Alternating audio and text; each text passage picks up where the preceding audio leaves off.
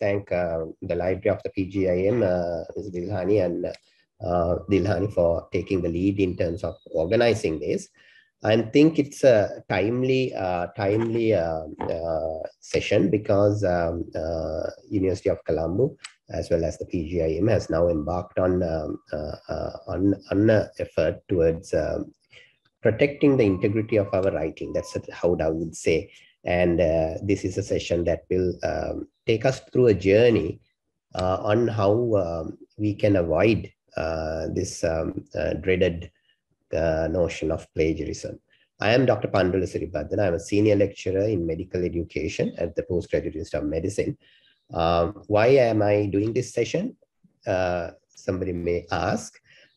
Because in several years back, we adopted a software tool, which is now also being used at the the University of Colombo for plagiarism checking. And through that, over the years, we have learned a lot in terms of why plagiarism takes place, how to avoid it, and how to instruct our trainees, as well as in terms of our own selves, how we can protect ourselves. And this is a kind of a experience sharing session. And I would also like to share, invite you all also to share your experience, because there are senior academics who have gone through this and also knows a lot about and understand a lot about plagiarism and related issues. Now, before moving on, may I please know a little bit about the audience that is here? I am copying this link to the chat, which you can use to join this Mentimeter site. Just click on it and tell us what your role is. So then it will be easier for us to position our session to cater to most of the needs. Within a few seconds, I think a lot of people have been putting in.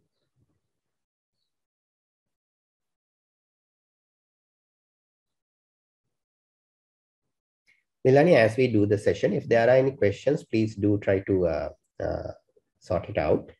Okay, I will note down. Thanks. All right, so we seems to have majority of trainees here.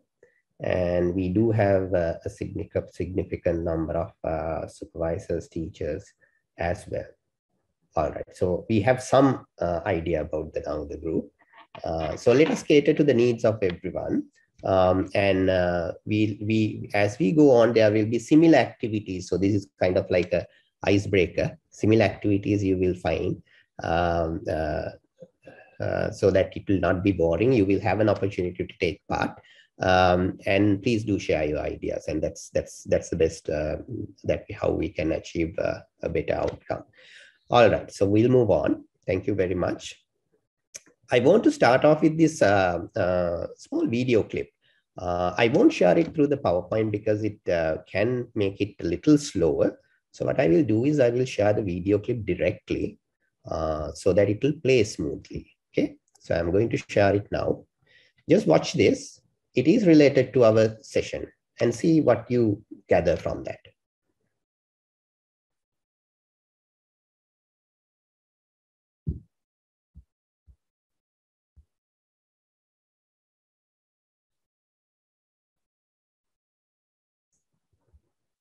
Okay, I'm sharing now. Why am I the first Kinnick in 1,000 generations to be able to get to university? Why is Glenys the first woman in her family in 1,000 generations to be able to get to university? I was thinking as I was coming over here, why is it that Joe Biden is the first in his family ever to go to a university? Why is it that my wife, who's sitting out there in the audience, is the first in her family to ever go to college? Was it because all our predecessors were thick? Did they lack talent? Those people who could sing and play and recite and write poetry? Is it because our fathers and mothers were not bright? Is it because I'm the first Biden in 1,000 generations to get a college and a graduate degree that I was smarter than the rest? Those same people who read poetry and wrote poetry and taught me how to sing verse? But why didn't they get it? Was it because they were weak? Those people who could work 8 hours underground and then come up and play football? Weak? Those women who could survive 11 childbearings? My ancestors who worked in the coal mines in northeast Pennsylvania and who come up after 12 hours and play football for 4 hours? No, it's not because they weren't as smart. It's not because they didn't work as hard. It's because they didn't have a platform upon which to stand. It was because there was no platform upon which they could stand. All right. So what we just saw is nothing related to scholarly writing, but it is something very related to what we are discussing today, and that is plagiarism. And let me just take this through.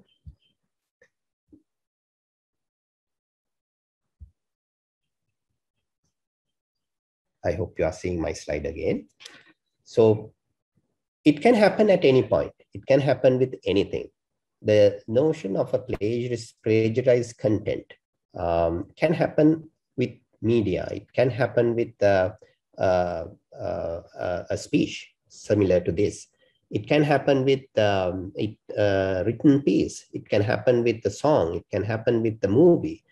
Anything can be classified as plagiarism because it basically takes in something from elsewhere without the due acknowledgement.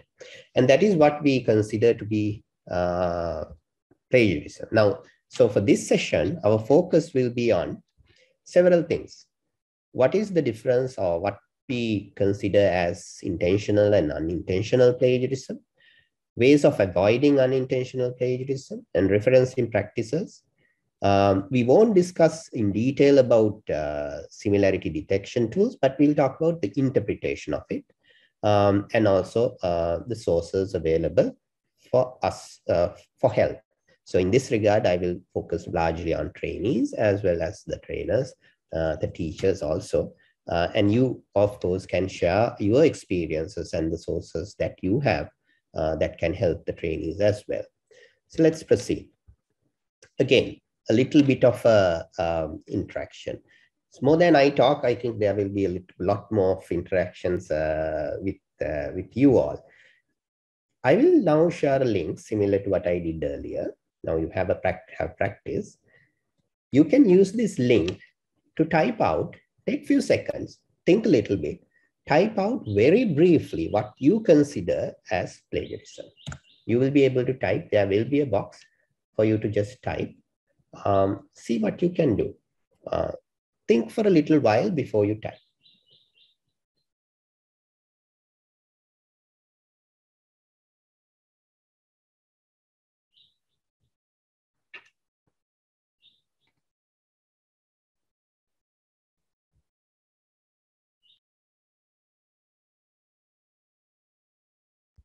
Someone has said copycat. That's a very brief description of what it is. Repetition of similar ideation, deliberately stealing someone's ideas, exact copy of something spoken or written by someone else, copy pasting details from the articles in our work, copying other text, duplication of text, sort of repetition, somebody says, repeating the same content from articles.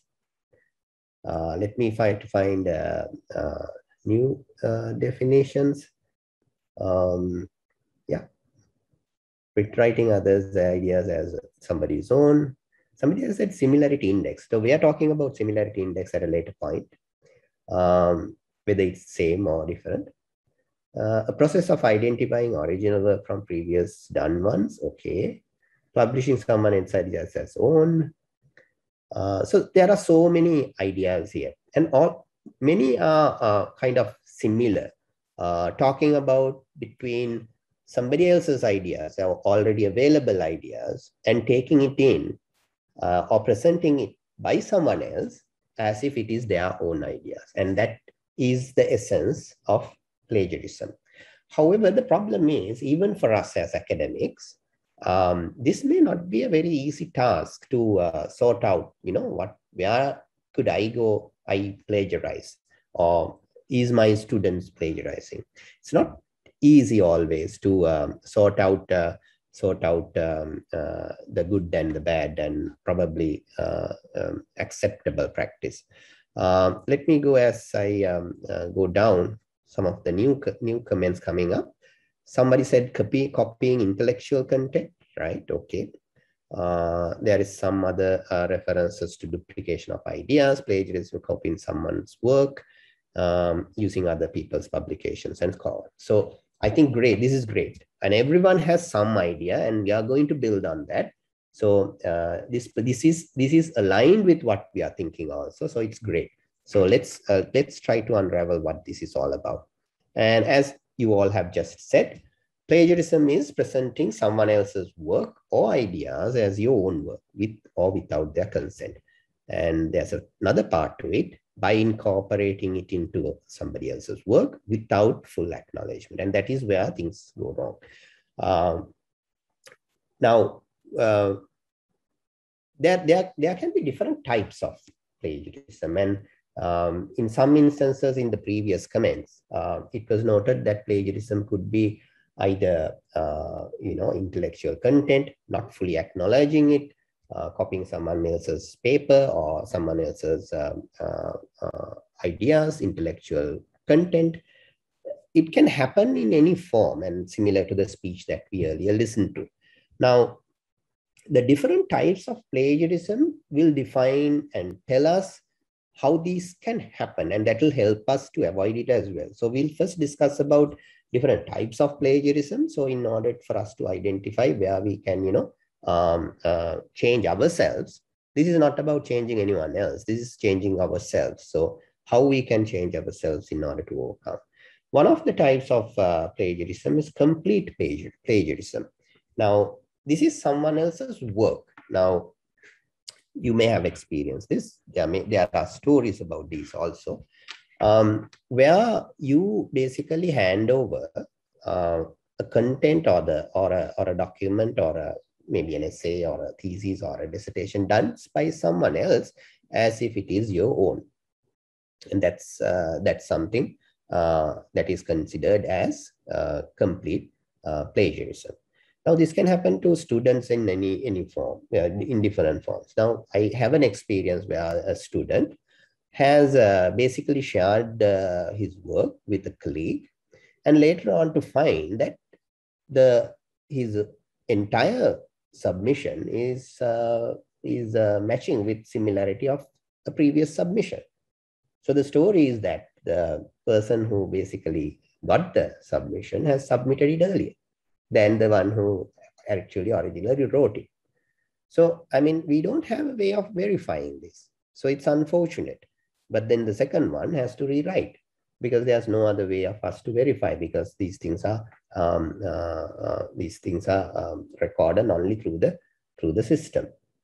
So complete plagiarism is when someone hands over a complete work as if it is their own. Incorrect or non-existent referencing. This is another type of plagiarism. Now, for instance, you may have a reference list, but the content in that list has not been cited within the text. And in other instances, there may be in-text citations. They do not appear in the references. So therefore, there is a mismatch, incorrect or non-existing references. This is also a type of plagiarism. So for the students, this is an important thing, because sometimes you may miss certain in-text citations and may not be able to include it in the complete references, or it can happen the other way around. So therefore, you must make it a point. Now, why is this important? Now, why you have a reference list is, in academic or scholarly work, we want that particular work to be trailed or to be audited at any point, because the fellow researchers would want to track back and see these references, see the work for them to develop it further. And the references is kind of like signposting. Okay, this is where you can find this particular information in more detail. So when you do not have that reference, or when you forget to include it, or not available, or wrong reference has been given, that kind of leads to that's a falsified information to an extent. So you are not really aligned with the scholarly practices expected. It's unethical practices. And then direct plagiarism is the well-known copy and paste, and that's what we mostly sometimes encounter with copy and paste text from other work. Then we have self-plagiarism. This happens often in our context, because sometimes students may submit the same document at one point, and again in a different point, an improved version may be submitted. So sometimes it gets self-plagiarized. Sometimes some of the scholars, academics may have experienced their publication is there in the web somewhere as a preprint or something like that. And then when you submit it to the journal, it might come as matching, and then you have to explain why it is matching and so on. So self-plagiarism can take place. Generally, it is accepted that if you do something for a particular requirement and submitted something, you cannot submit the same work for another requirement. That is plagiarism. And unless it is explicitly mentioned that this is possible, and an explanation would fix it, self-plagiarism is not acceptable, and therefore it is also considered plagiarism, even if it is your own work. Now, paraphrasing plagiarism, although paraphrasing is generally advocated in order to avoid plagiarism, when it's done clumsily or incompletely, it can also lead to plagiarism, and we will discuss a little bit about that later on. Mosaic plagiarism is when someone, halfway through you copy paste part of it, and you add your own content either to the front or to the middle, and you try to make it look different. And that kind of generates a mosaic pattern ultimately. So that's mosaic plagiarism. Accidental plagiarism is when you are not paying attention. Sometimes you copy from the original document to the draft or your write-up, and then you forget to change it in, because when you change the formatting and apply a style in Microsoft Word, it all looks the same, and it's very easy for you to miss it. Like if it is a small sentence or two or a paragraph even, it's very easy for you to miss it. So accidental plagiarism can take place. We will discuss about how to avoid it also. And then inaccurate authorship. This happens when you basically mix someone who has not fulfilled the criteria of an author. So somebody may have helped you on doing your research, but you have included somebody as an author when in fact that author has not really contributed to the manuscript or to the doing of the research in a substantial way as expected of an author. So an inaccurate authorship is also considered a type of a plagiarism. So there are so many types of plagiarism, as you can see, that we may end up being. And this whole exercise is basically for us to understand this and find out ways of overcoming this as a collective. Now, let me ask you a question. Which is the commonest form of plagiarism according to your perspective? Let me copy a link again to the chat. Valid your inputs on this. You click it on and see whether you can rank them according to what you consider the commonest form of plagiarism in an order. I know there are a list, but this is the same list that we discussed just now.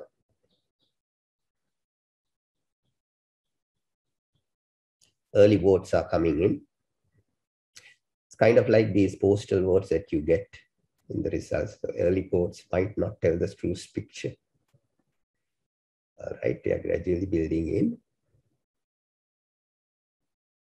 So direct plagiarism seems to be winning. Yeah.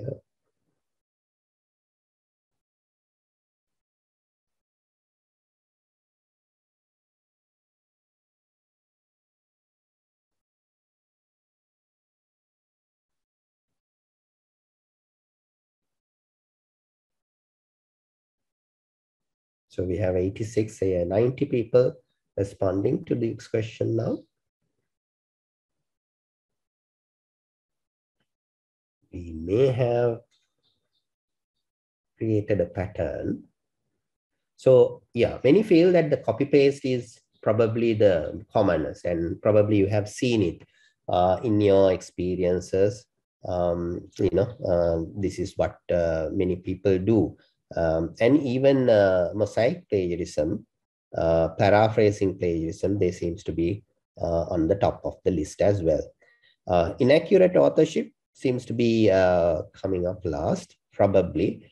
In a way, when we consider all of these, there's a lot of cultural context to it as well. The way that we write, the way that we think of writing, the approach that we take, in terms of including authors, everything is linked with our cultural context. And I am sure that it has a lot to do with the pattern that we also see. There's no right or wrong answer in this. So this is basically our perception. Now, as you move on, so it may also differ from students to academics, because self-plagiarism may be common as you engage in a lot of writing, a lot of publications, and as you engage in a lot of supervision of others. It's very difficult to keep track of, and that's the issue that academics will have at some point in time as they move through. So we have created a pattern. I think 170 votes has come through. So we know that direct plagiarism or copy and paste seems to be the most commonest. So let us see it avoiding these greatest issues, the copy paste issue. Now, of course, although we can talk a lot about how to avoid and how to do this and that and so on, these are relevant to largely inadvertent plagiarism. That is, things that happen accidentally. How do you avoid this accidental plagiarism?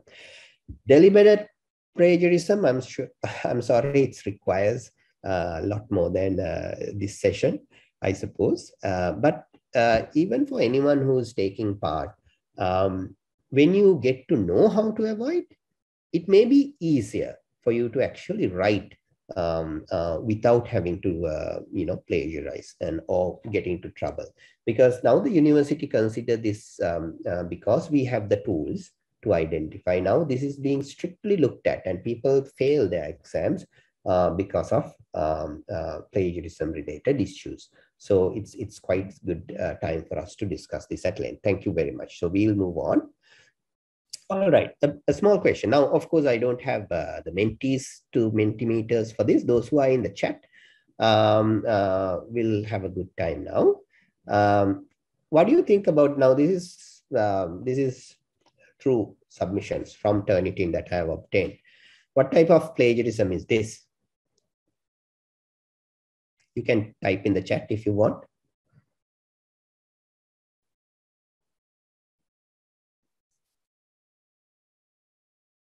I'm not inviting to talk at the moment because there are about 400 people. So I will probably want to, okay.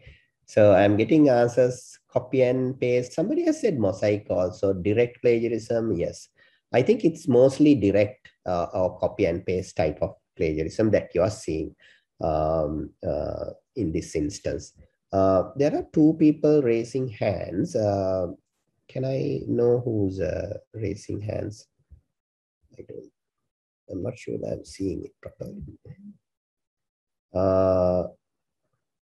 No, I think. All right, so it changes also. Anyway, so yes, it's direct plagiarism. What about this one?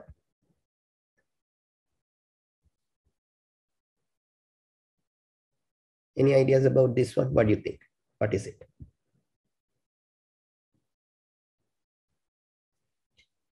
Somebody says mosaic and direct. Yeah. Accidental. Yeah, I mean, accidental is, you never know. Accidental, generally in accidental, you will not find people changing from, different places. So it's accidental plagiarism will happen. You will know an entire, area may have been, matched, but the rest would be fine. So that's accidental plagiarism. You can actually identify, but you will not know. But in this case, as you are saying, there is a bit of mosaic also. There have been attempts at changing, and there are direct copy-paste type of matches as well. But mind you, all have been referred, right? All have been referred. So, and the references may be correct as well. But this is a type of plagiarism. And we will discuss why this is what we call plagiarism is. What about this one? Chat. Is this plagiarism?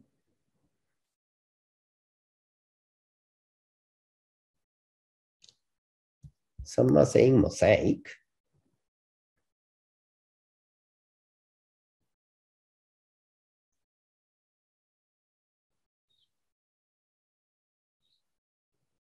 Yeah.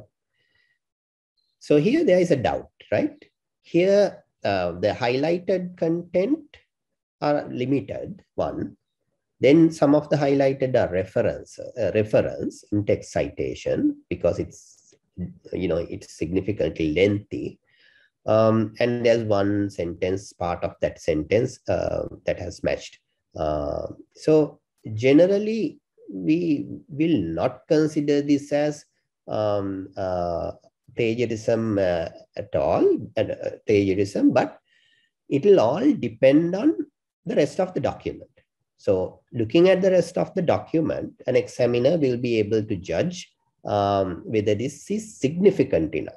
So most likely this is not so significant when it comes to, so you have to look at the document as a whole, that section and so on, and decide. So what about this?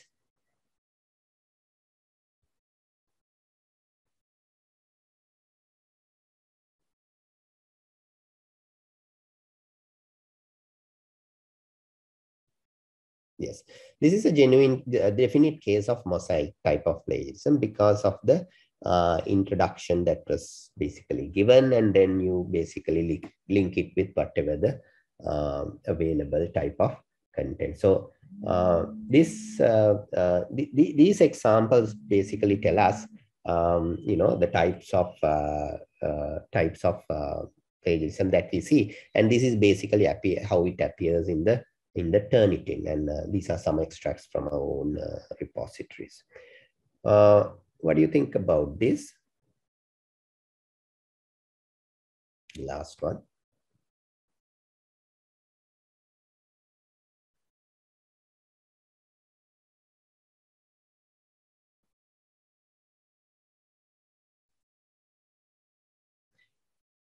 Here it's a mix of stuff, isn't it? So the direct, there is a copy-paste type of, yes, exactly. Somebody said there are mosaic stuff, and then there is a direct match as well. And then there are other matches as well. So as you can see, it can be a combination of direct, mosaic, citation issues. Of course, the software tools has a limitation. It may not be able to answer, identify plagiarism as such, but what it generally identifies is something we call similarity, which we will discuss later on.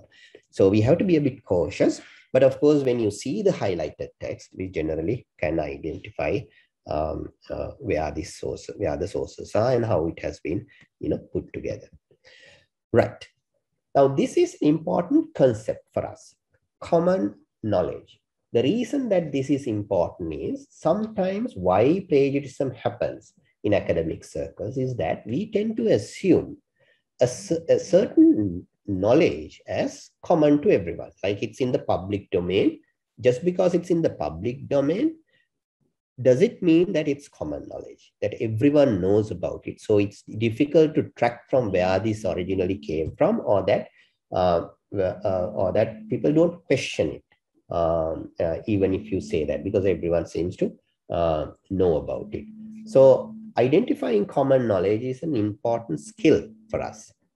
However, it's a difficult skill. Now, this is being described in the Harvard University library circles as information generally known to an educated reader, such as widely known facts and dates, and more rarely ideas or language. So ideas or language can be common knowledge more rarely, it says. And let us see how this kind of translates into. We all will have different perspectives with regard to this. So therefore, there may not necessarily be common agreement also for certain conditions or certain facts, certain information. But let us see. All right, back to Menti. So here I have put down several statements. Now these statements I have made based on what's the information there. Now I'm sharing this link.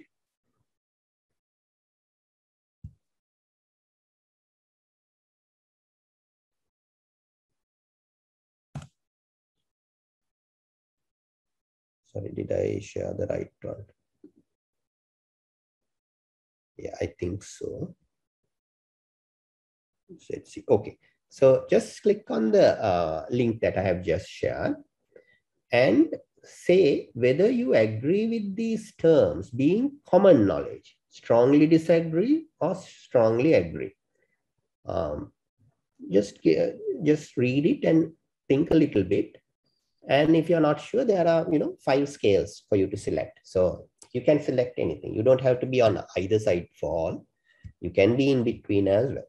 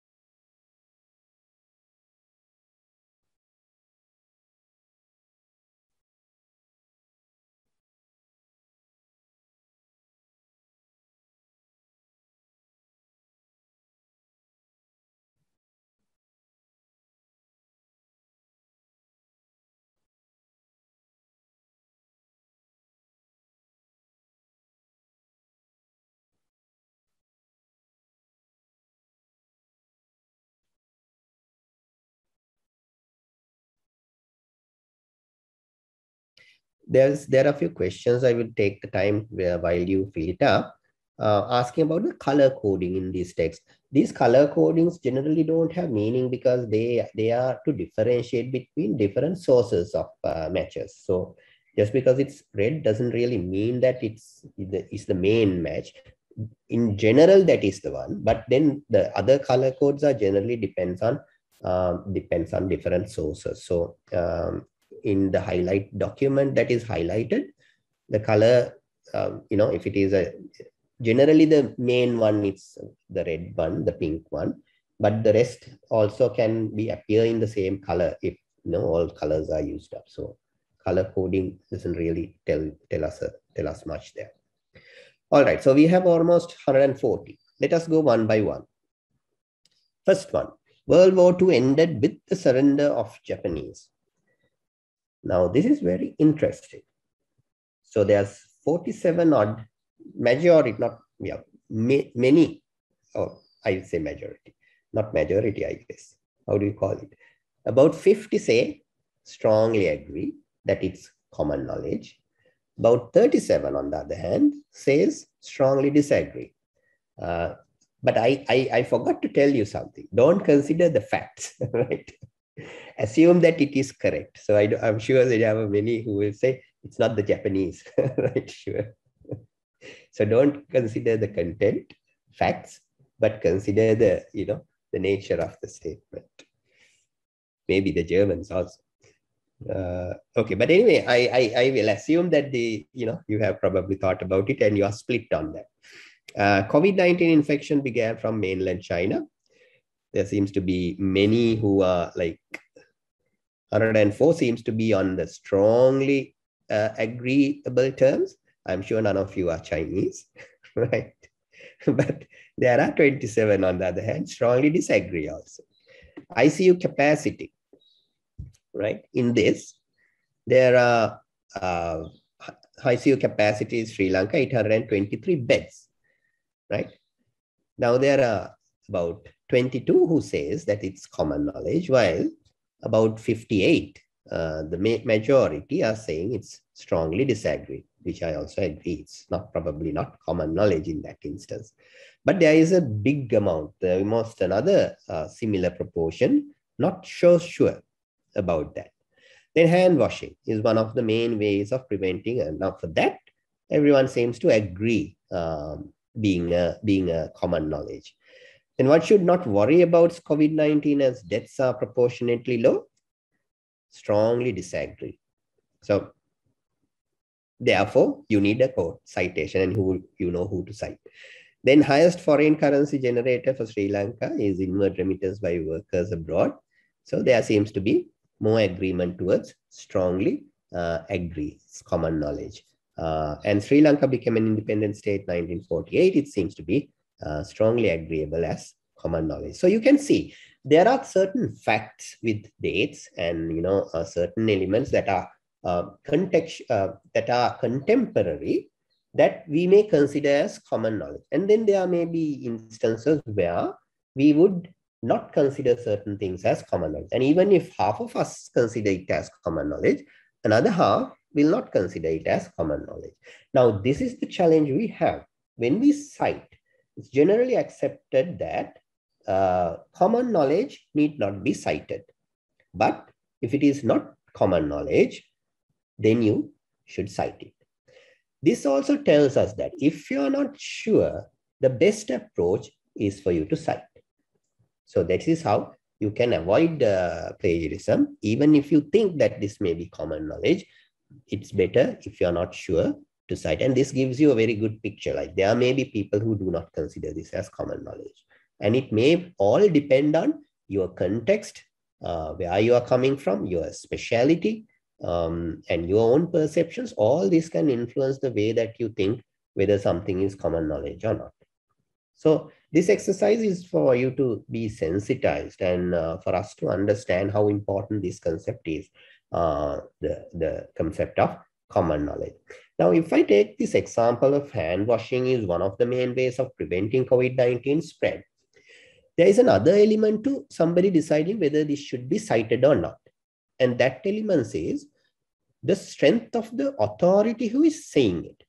Now, even if we consider this as common knowledge, we will still be wanting to cite it because we would like it to be presented as said by a recognized authority than by me. So, I hope you are getting what I am getting to. The information that I present, I can choose whether to cite or not to make its credibility more significant. And that is another reason for us to know about differentiate between common knowledge or not. The decision is ours as authors to put the citation whenever it is not a common knowledge or when we are unsure about it. So thank you for that. All right. So now we basically understand what different types of plagiarism is, and also there are different ways in which plagiarism can take place. I will not go to this exercise because it will take a lot of time. But all in all, one of the key reasons why plagiarism takes place, as cited in a lot of literature, is that people do not know about it. What plagiarism is and how to avoid it. Is this actually plagiarism? That lack of knowledge, particularly among students, gives rise to plagiarism.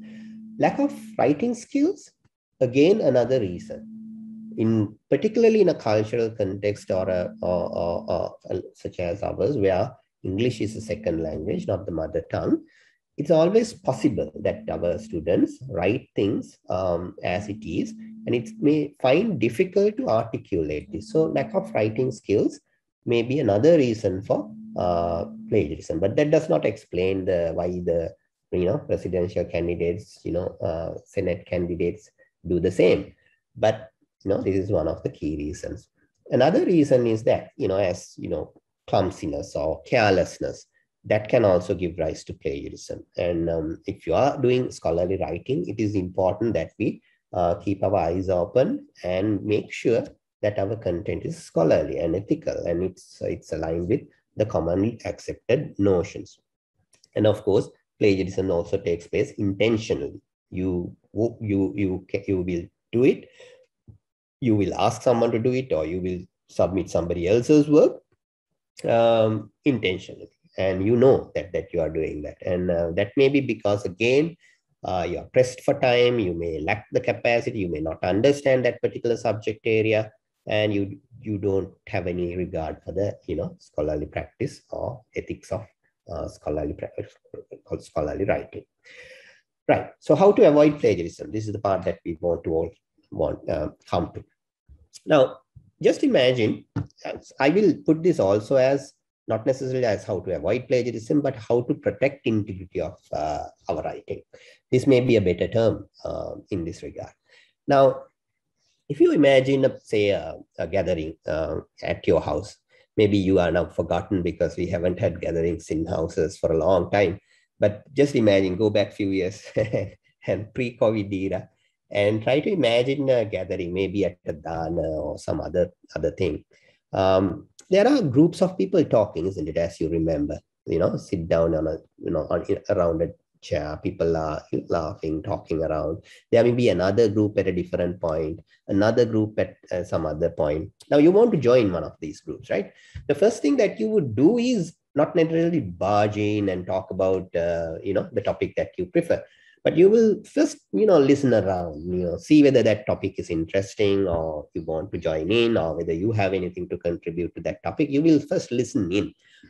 Then as you join the group, you will be responding to what the others have been discussing. Now, in scholarly writing, we will be doing the same thing, right? We will be listening to what the others have been talking. That's why we do literature reviews. That's why we go through other literature. We'll listen to what the others are to say. What we write is therefore not what we think. It's a response to what the others have been saying.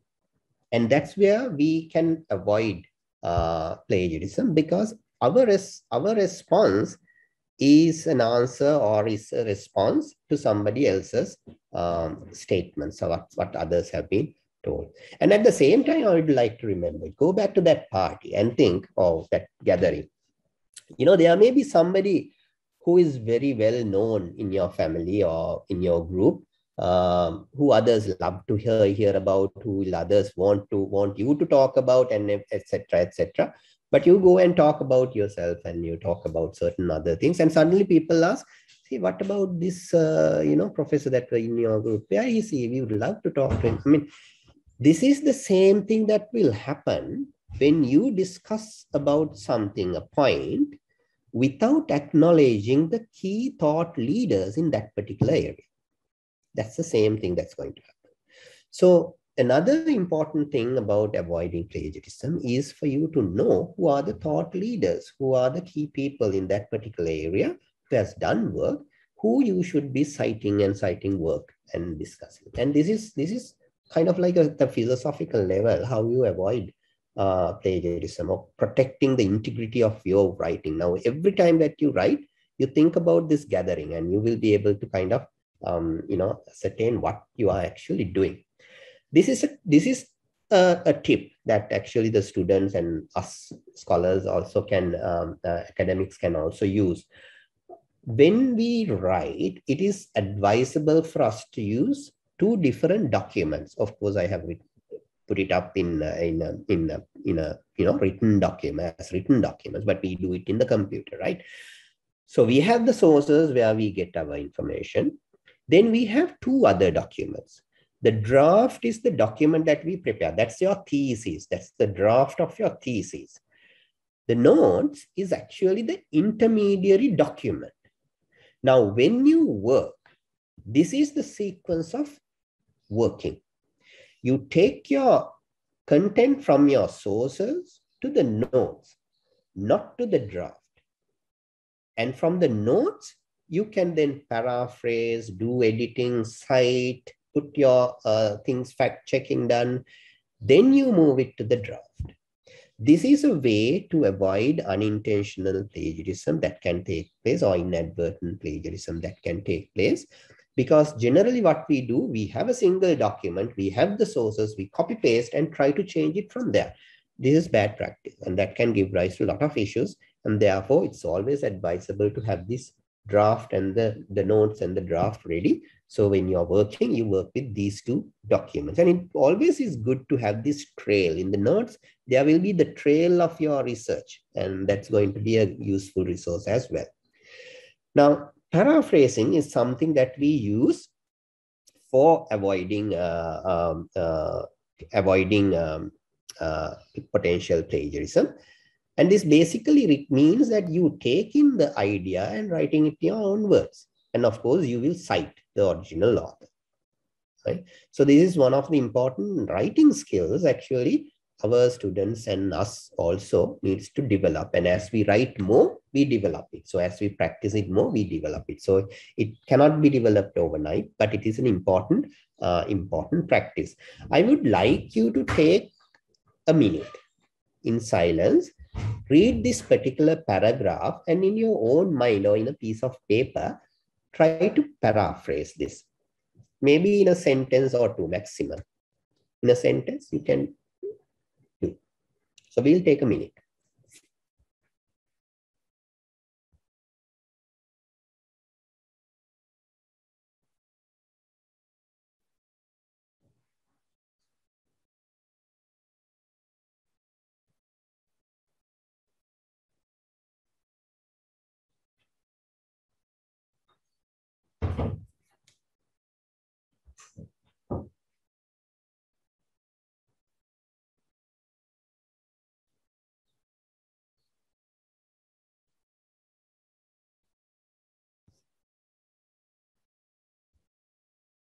Anyone wish to submit, you can do that in the chat, but it's not a mandatory thing.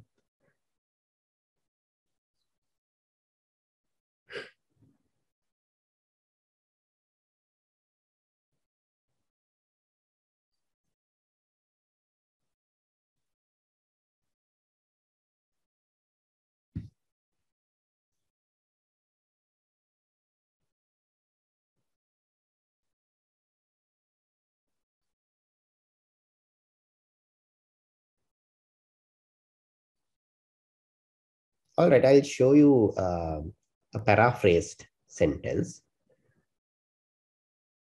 The whole thing goes into how it argues that setting targets for achievement can be an effective way of managing study time and may encourage task completion.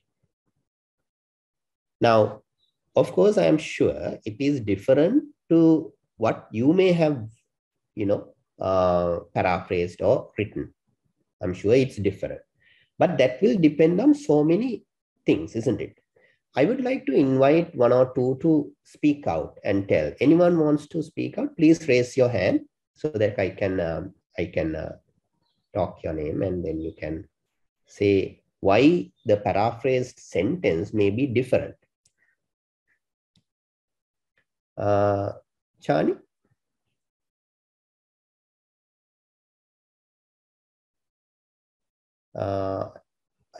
I'm not sure whether you have to unmute. Don't know whether you are able to.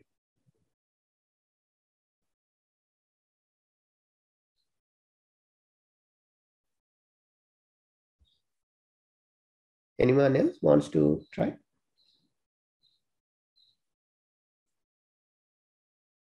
Raise hands and then we can allow you to speak.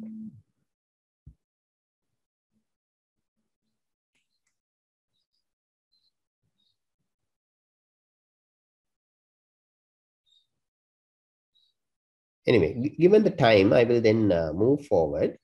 You can put it in the chat. There are a few in the chat also. Those are very good. You have attempted. The idea now, why these paraphrasing exercises or examples may differ. One reason is that your objective. Now here, of course, you don't know what you are supposed, you know what your aim is, but in a research, you know what you want to do, right? And the information that you want to gather from this particular text will be different from one person to the other who have a different perspective on it. So paraphrasing will differ because the requirements are different, one instance. In the other instances, it may also differ based on the rest of the content. You see, when paraphrasing, you do not have to put a page number to say that you have extracted this particular text from this particular location or this particular page. There is a reason for that. But if you extract something word to word, you have to put it within quotation marks. And then you have to put a page number as well to say that this is actually the exact same text appearing in this particular page. Paraphrasing, you don't need to do that. The reason being that that particular write-up that you have is actually a manifestation of not necessarily that sentence or the paragraph alone, but it's a manifestation of your reading, probably of that entire chapter or that some of the other areas as well. So therefore, in paraphrasing, you don't need to put the page number, right? It's just the, it's only in direct quotes that you will put the page number in. So that's one thing that to note of. And at the same time, do not try to paraphrase single sentences. That's also not the idea.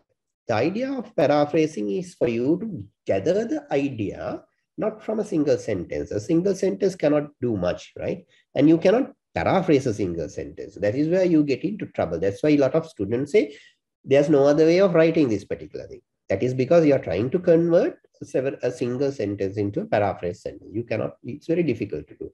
So you read the whole paragraph. Then you paraphrase it, because there are certain steps that you are expected to follow in paraphrasing. First, you read. Then you put away whatever that you read.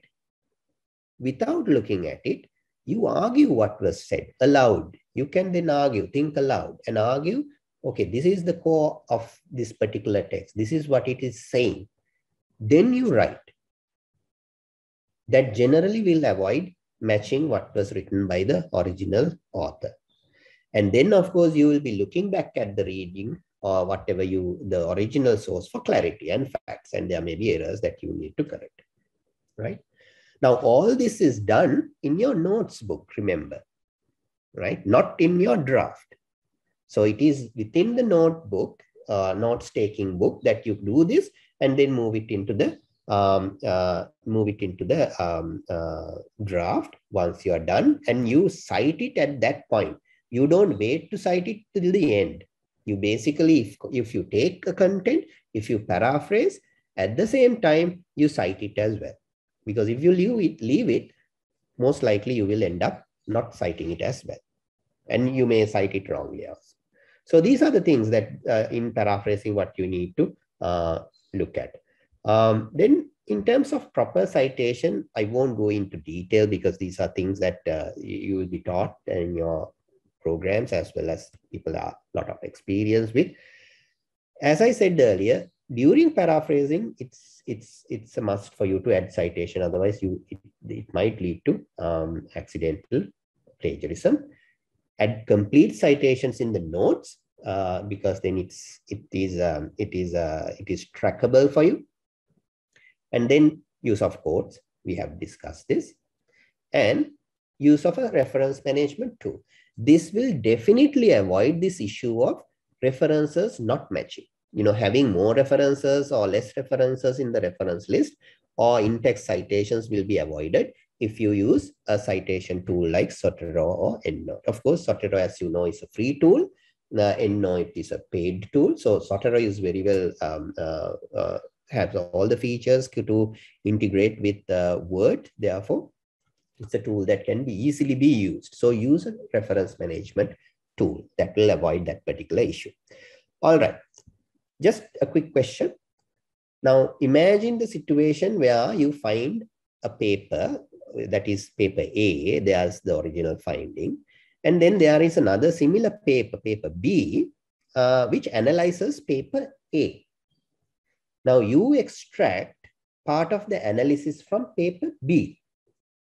Now the question is, which paper do you cite? So I will again share a Menti on the chat. Yes, I think I forgot to mention Mendeley. That is also a tool that we can use. Thank you, Manjul, for pointing it out. So I have posted the link.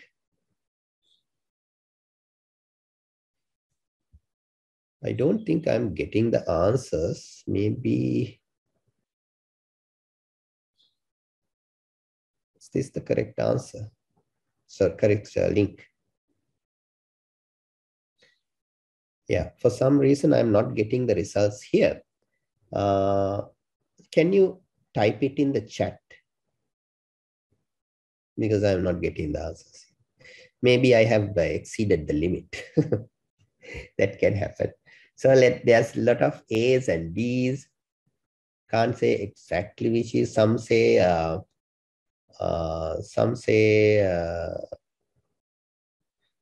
one says if can have access to A, have to cite A. If can have access to A, cite, cannot have access to A, cite B. Okay.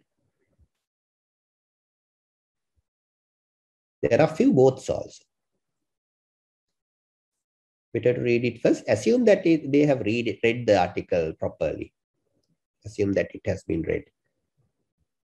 Let me just see whether the answers have come to the Menti in the. All right. So I'm seeing the Menti here in the web, but not in my slide. So this is what you have done. Paper A. A lot of people have said paper A. Some second is paper B, and there are significant in both.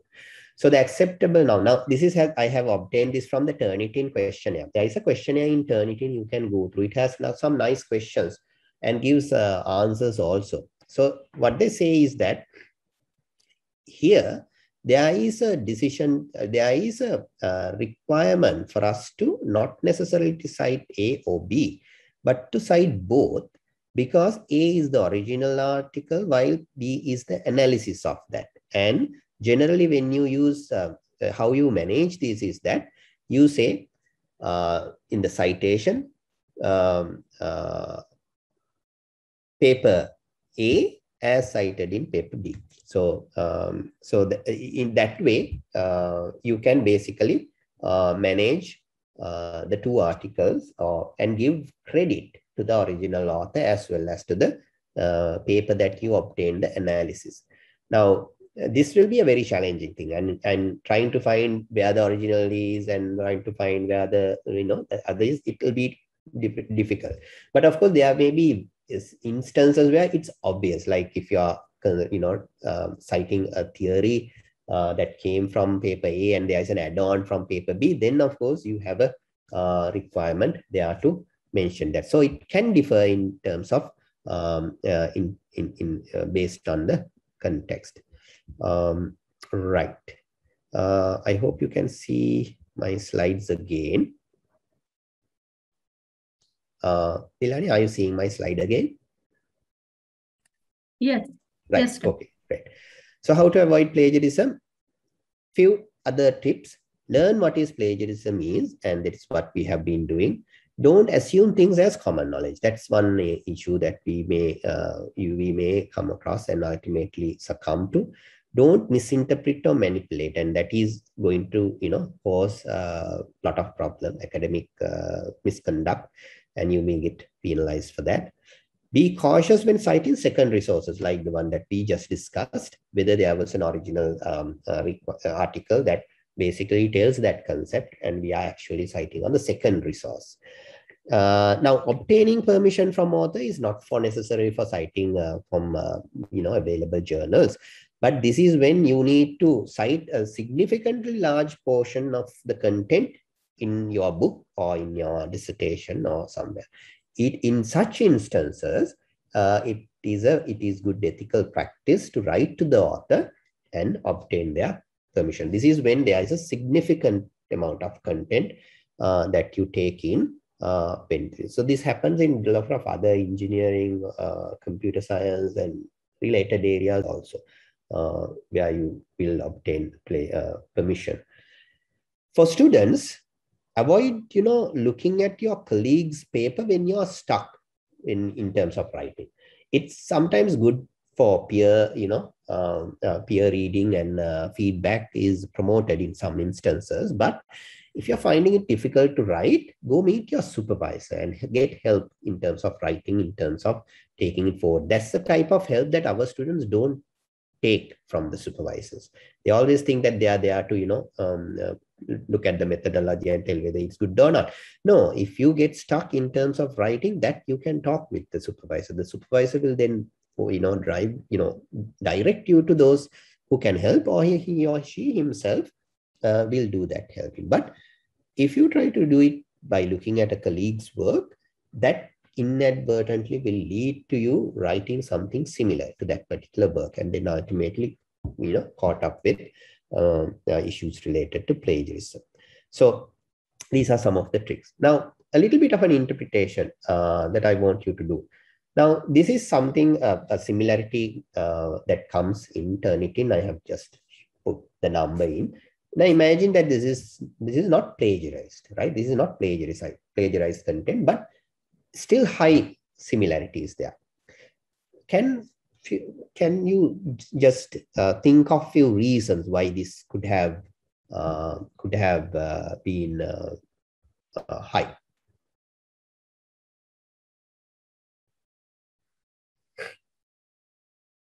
Self-plagiarism. I wouldn't call it self-plagiarism because there will be genuine reasons of matching with I would say, work done by the same person.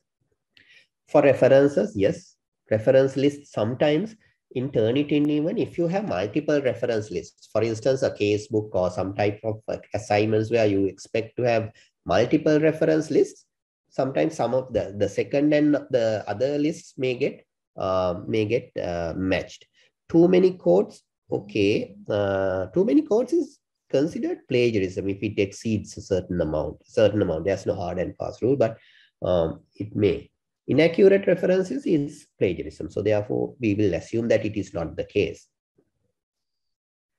Yeah, previously deposited in the archive. That can happen. That happens to our students because they submit the pre-proposals, detailed proposals, and then the thesis. So in each of these, there are similar content because it's its own work for the same purpose. Therefore, we don't consider it as plagiarism, and therefore we try to take, we basically remove those matches from the previous submission. Use of common knowledge, all right, but generally that should not lead to this kind of a high match. Yes, some candidates may have worked on the same and may have, even then the original writing should be unique, isn't it? It should not be the same. We expect the students to write original content differently, even though they work in a team, because they are not expected to make the same submission, right? Unless they are specifically told you have to do a group submission. If other than that, it should not be the case because writing is different. So yes, I mean, it can happen in these kind of ways. I mean, reference matches, self matches can happen. Matches that, based on previous submissions, which are related to the same, it can happen. As I said, the previous example, somebody else may have submitted before you, who may be the apparent culprit in that instance. So, I mean, that tells the students to watch out when they do these work. So, having a high similarity in this instance may not necessarily be plagiarism, and that is the point that I want to get in. In plagiarism detection tools, what we look at is actually similarity as against plagiarism.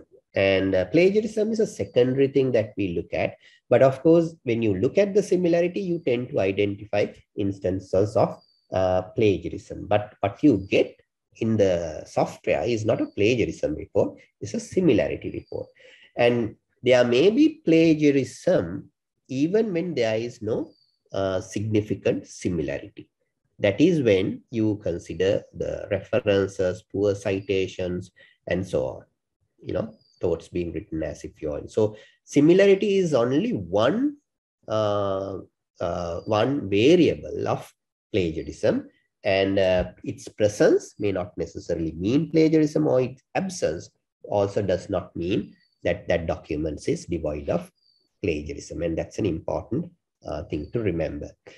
And of course, last but not least, there are different tools that are available for plagiarism checking. And of course, currently University of Colombo has subscribed to Turnitin, which is a great thing.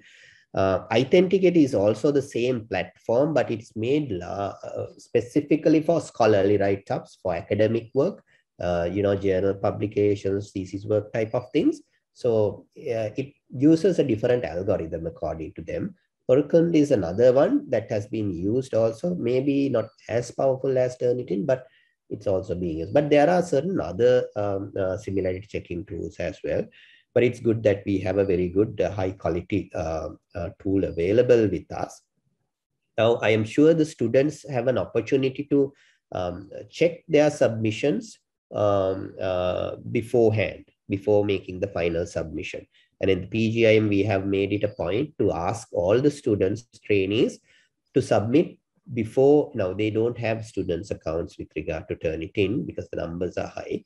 They have the opportunity to submitting the articles, even the trainers have, to the library and get it checked and get the report. So that opportunity is there for the trainees as well as for the trainers.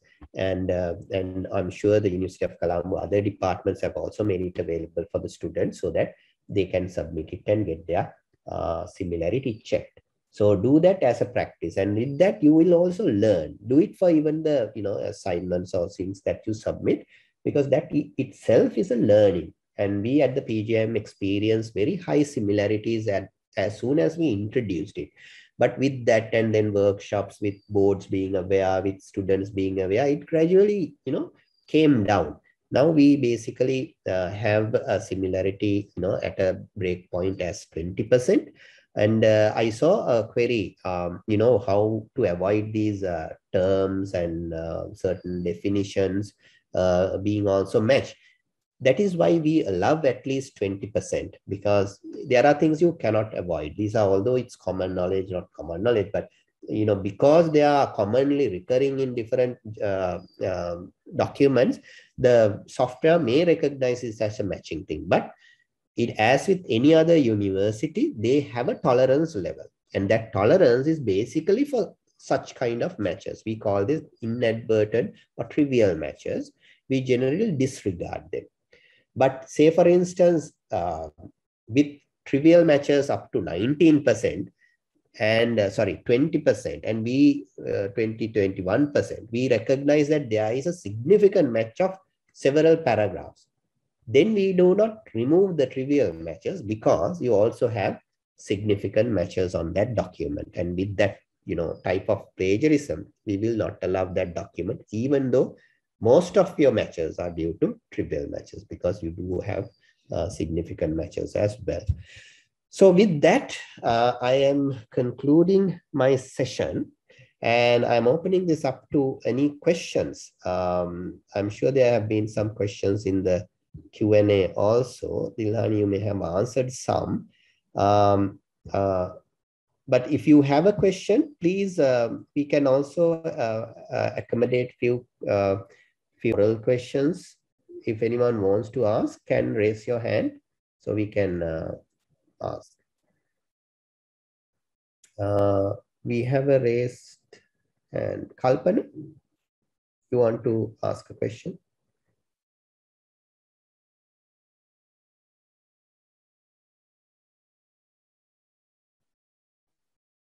We have a raised hand from Sakuntala.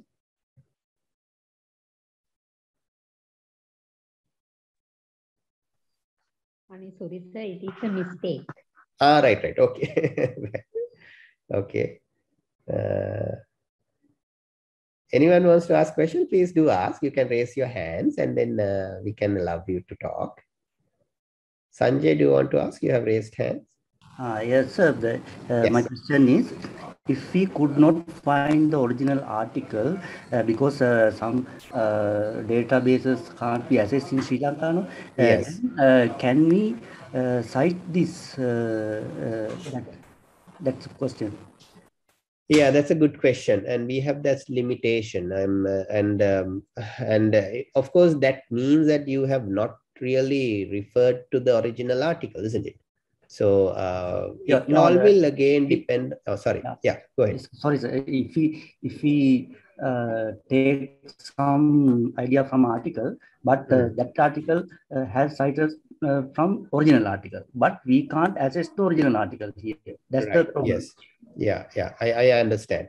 But still, if you feel that you want to cite the original article, it's not that you cannot do, because it is permissible, because that particular article you're citing has said that this was obtained from that particular author. So it's, I think, ethical practice for you to also acknowledge that, even though you have not read that particular, because you are saying cited in this particular, particular article as cited in this particular article, right? So you may be able to do that, but I understand your problem. There may be issues for you to verify and for you to also ascertain whether that is also the case. I would like to invite others, senior members who are here, also to reply to these questions. You can put it in the chat.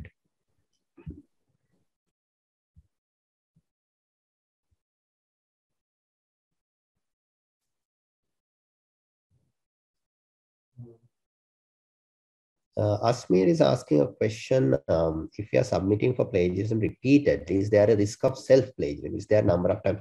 Yeah, so these plagiarism tools, generally the university don't add, in between submissions to the repository. So how many times you submit is irrelevant. If at all, if the university decides to add that particular submission to the repository, even with one submission, it gets matched as I would say self-similarity. Now in PGIM, what we do is we add the final submissions to the PGIM for examinations into the repository, so that that will be there. So next type submission, if someone puts part of that, then it gets matched with our own repository. Then Penana is asking if I am doing two studies from same background, say both of them about breast cancer as an example, most of my references would be similar. So it is plagiarism. Not necessarily. Reference matches. Now, generally, these tools avoid references. What I said reference matches is sometimes if you have multiple reference lists in case books and so on, then it gets matched. Otherwise, the reference list is removed from the plagiarism check. We don't take it into account. So therefore, you should not have any issue if the references are the only match. Then another question, if we check the plagiarism with other available online tools and sites before submit to the library, will it be a problem when we check the plagiarism with library? That I am not quite sure, because sometimes these online tools, they may add this into their repositories. If that is the case, then you are in trouble. So read about a little bit. And these are third-party. I mean, these tools, I'm not quite sure about their, authentic nature. So you might find that even if that says you are okay in the clear, when you submit it to the library, you might find it totally different. So I suggest that since you have the opportunity to use the proper, submission system and get it checked beforehand.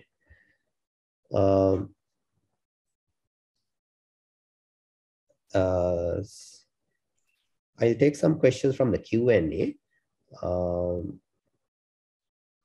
There are a lot of questions. I'm sure we won't be able to answer all, but I think Dilhani, we can answer some of these questions and post it to the participants. No? Yes, I will take one question. Is it always better to change our articles if we get more than 20%? Does it give us feedback whether it is due to similarity or due to plagiarism? That's what I said. Similarity high does not really mean that we are plagiarizing also, but it's always good to look at it why you are getting more than 20%. If it is trivial matches, you get some inputs from PGIM, of course, I am there. Other faculties also, there will be people you can go to get help. and see why it is due to. And if it is just trivial matches definition, sometimes I forgot to tell, if the document is small enough, that can also give rise to higher percentage of similarity, because even a sentence match in the proportionally will be more. Therefore, your percentage will be high. So these needs to be looked at. So generally at the PGIM or any other faculty, that's academic will go through and see whether this is reasonable level of matches, or is it like totally unacceptable level of matches. So so look at the reason for matching and then decide on it. So then Nissala Ratnayaka is asking, sir, what is the reliability of Mendeley as a reference software? Will you recommend that for PG trainees? Yes, I mean, Mendeley can be used. That's, I think some of the boards do recommend. I have not used, but I think it does have the similar features as others also. If we have already submitted the thesis, when we write articles, will it lead to plagiarism? Yes. That has happened to some of our trainees also when they submitted to the PGIM, and then they submit the same thing for a journal. And generally, these are two different purposes from the perspective of individual perspective.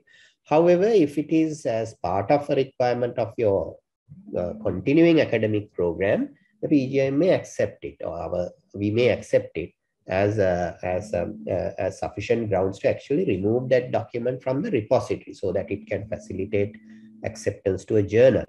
But of course, unfortunately, we don't have direct access to the Turnitin to remove it. We have to actually request it through the library, to the University of Colombo to Turnitin. They will be the ones who will remove it. So it's a bit of a long process. So always, if it is for a journal, don't submit the same thing as the thesis. That's not really ideal, because thesis, your focus is different to writing in a journal. Journal is a concise form of writing, right? So you may have to change it and submit it. Another few questions I will take. Can we present and publish particular research work in different instances, like presenting in CCP, publishing in a different journal?